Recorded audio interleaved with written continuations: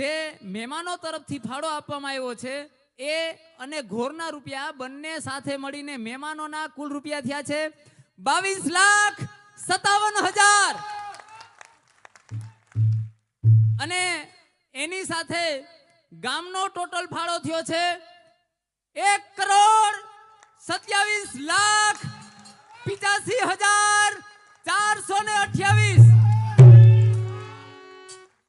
આ મહેમાનોનો ગામનો ફાળો ઘોરના જે રૂપિયા ઉડ્યા તમામે તમામ રૂપિયા સાથે કરીને ટોટલ આજનો ફાળો થયો છે 1,50,42,000